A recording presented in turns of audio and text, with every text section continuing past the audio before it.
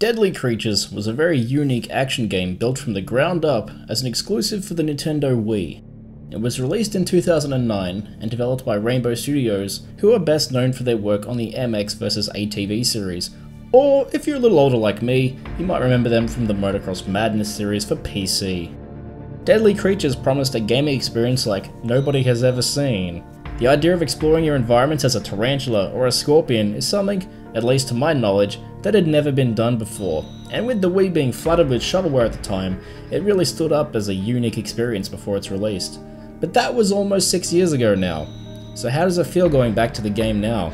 Well, as creative as the idea is of playing through a game as a scorpion or a spider, it's not quite as creative as the way these critters' story is actually told. That's not to say that the story itself is creative, because it isn't.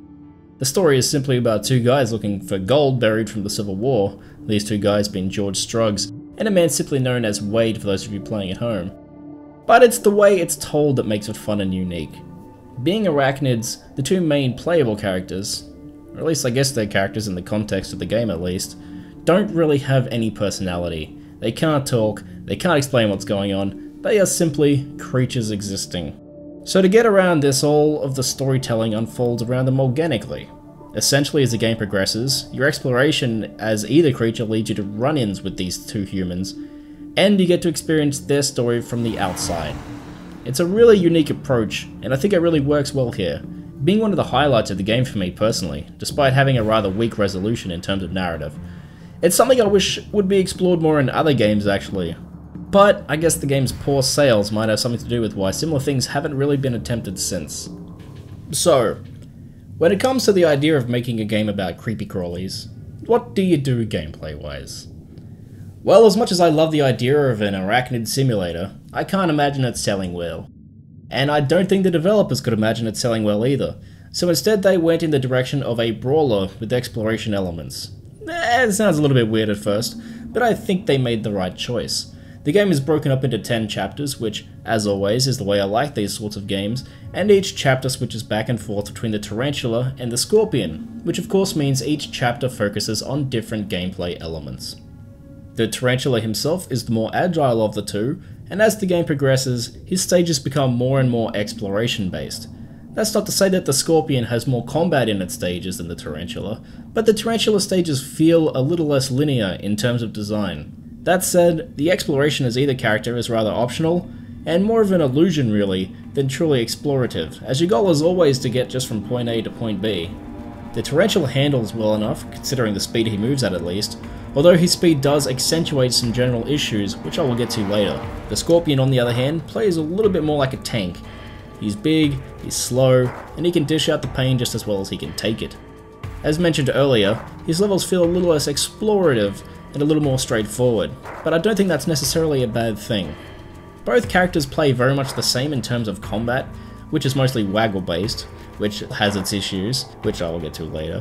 Suffice to say that the combos for both characters work essentially the same, outside of some specific moves. The Scorpion does come with some rather cool looking finishing moves. They don't really add much to the gameplay, but they never get old, so they're a welcome addition. Why the Scorpion was given these but not the Tarantula, I'm not entirely sure, but I'm sure the developers had their reasons. Maybe they just couldn't think of any cool ways for the tarantula to finish off the other critters. Both of the critters can walk on most surfaces, and they can also learn some new moves to help them open up the world a little bit. The tarantula unlocks the ability to shoot web, like he's Spider-Man, to pull himself to distant areas for example. The limitation of this being that the web can only stick to pre-existing webs, so once again, it's the illusion of exploration. I'm not sure why they went in this direction for the web shooting. I can only assume it was to stop players from getting to places where they shouldn't be, which would lead to the game glitching out or crashing. Likewise, the Scorpion learns to dig, which once again, can only be used in specific areas, making it more of an artificial progress staller than an actual exploration tool. Of course, once you learn these abilities, you can actually go back to the previous missions and use them to unlock additional content by eating these insect larvae. There's 450 in total to collect, so it's a good thing for those of you who are fans of the collectathons of yesteryear. There are also a number of boss fights that play out more as memory puzzles than actual combat arenas. I think it makes sense in the context of the game. A spider obviously isn't going to beat a rattlesnake in a fight, nor is a scorpion going to beat a Gila monster in the arena. So these bosses make logical sense in that context, but as a result of this, they get tiring and repetitive rather quickly. The combat itself is serviceable, if nothing groundbreaking. It's your standard mix of light and heavy attacks you would expect to find in your average brawler today. But as I mentioned earlier, it's all waggle based, and the waggle in this game seems to be a little on the iffy side. I ended up having to turn the sensitivity of my Wii controller to the max because the game just wasn't responding to my inputs the way it should have been. And even then, it was only working at best 90% of the time. People often bring up that that's what I should expect from using a game that uses motion controls, but then, why use motion controls at all? Especially when the controls that are motion based add next to nothing to the experience. There's just no excuse for this. Thankfully, there are far few less issues on the presentation side of things. I know you guys are probably sick of hearing me talk about scale. It seems to be a trend with the games I've been reviewing lately, but this game really does do a fantastic job of making you feel like a small animal in a much larger world. Considering the hardware limitations of the Wii, the game really does a great job of giving you these large environments to traverse and explore.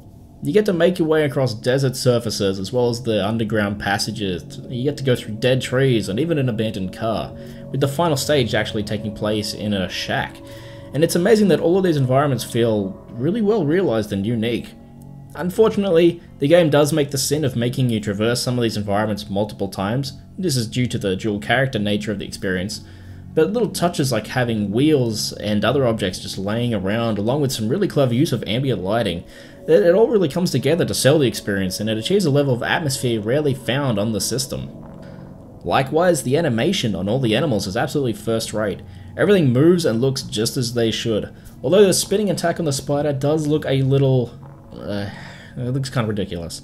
Even the larger creatures look great though. I might go so far as to even say that these two main playable characters might be the most impressively animated scorpion and spiders I have ever seen in a video game. And that's saying a lot, seeing as they have been in countless video games over the years.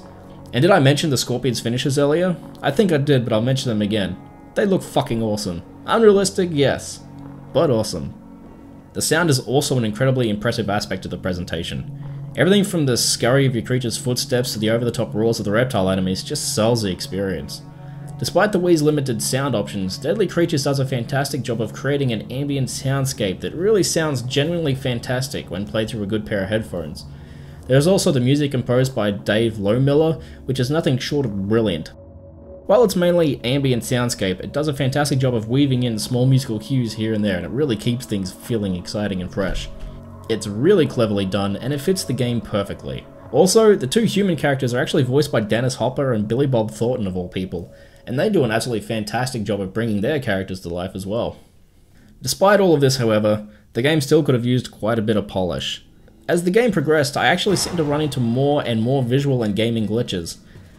The camera can also be a bit of a pain in the ass, as it's always locked in the same place, and the only way to move it is to lock it onto the back of the character you're using. This is especially problematic when playing as a tarantula due to its quick movement speed, especially when you're walking sideways on a twisty surface. The game also does little to tell you what surfaces you can and cannot climb on, which can be very frustrating, confusing, and it downright feels inconsistent at times. And lastly, despite the game's relative low number of 10 chapters, the combat does get tired about halfway through the game. There is very little evolution from that point on, and it makes combat feel like a little bit more of a chore than it should be. If you can get past all of these issues, you will find Deadly Creatures to be a rather unique and interesting experience.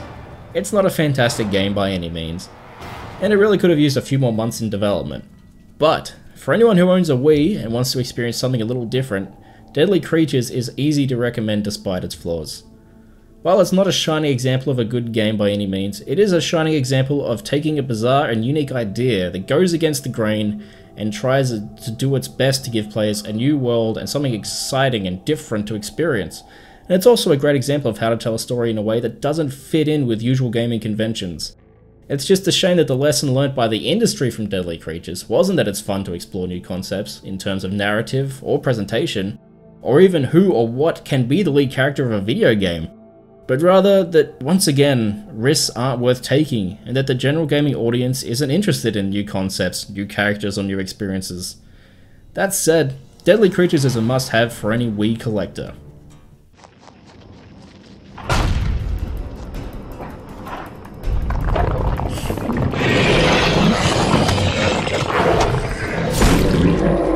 Hey, I hit something.